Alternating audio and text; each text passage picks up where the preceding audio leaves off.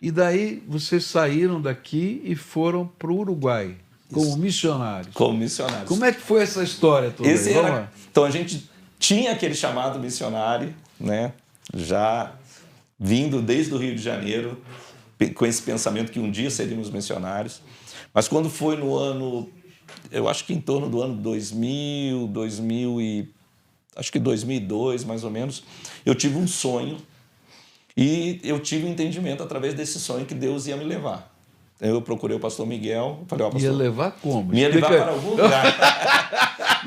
Deus ia me levar como missionário. Arrebatar, aí, como é que é? Não era arrebatamento nem morte.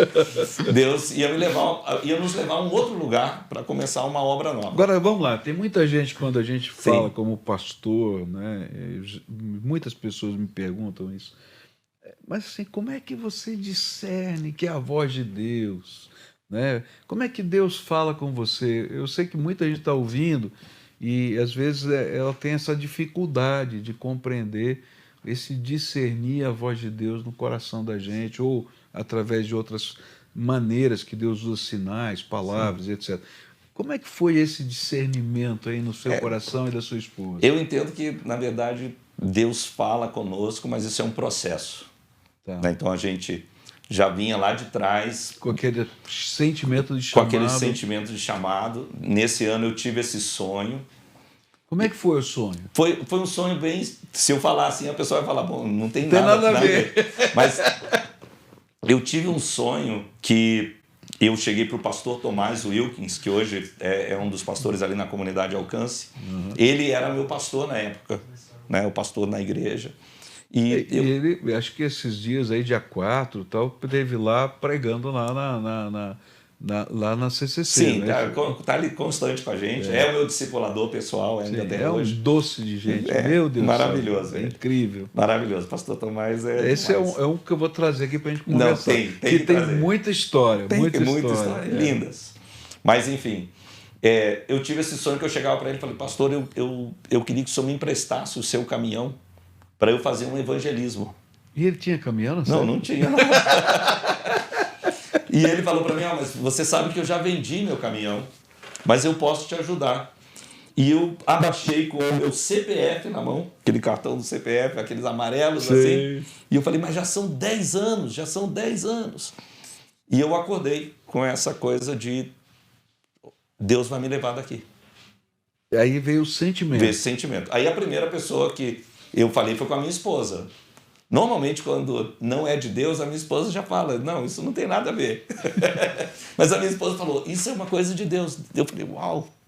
E aí eu fui conversar com o meu pastor. Aí, que era o pastor Miguel Pai. Eu falei, pastor Miguel, eu tive esse sonho e eu tive esse sentimento. Ele falou, Luiz, eu não gostaria que você fosse daqui, mas eu sou um homem de Deus e nós vamos colocar isso em oração. E também, cada vez que vier aqui na igreja um profeta, nós vamos pedir para que ele ore por você. Nós vamos querer ouvir da boca deles isso que Deus está falando para você. E começou esse processo. Esse processo demorou aproximadamente quase 7 anos. Não foi algo que aconteceu naquele sonho e no outro dia.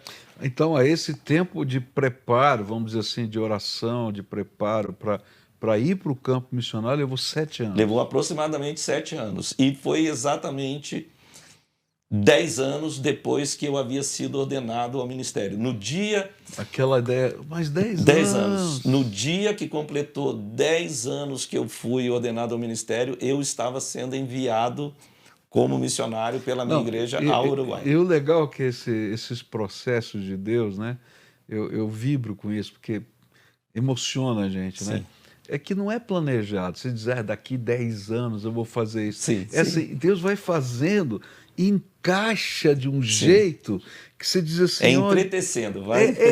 Aquilo vira um negócio tão lindo, você diz assim, olha, tem nexo aquilo com aquilo. É tremendo isso como Deus faz, né? Sim. E aí nós, nesse processo, ficamos com isso, mas não sabíamos, não tínhamos ideia. Não tínhamos uma nação na mente, uma cidade, nada. Mas em 2004 nós fizemos uma viagem de carro até a Argentina, passando pelo Uruguai. E fomos numa conversa. Puxa, Deus vai nos levar um dia, nós não sabemos para onde.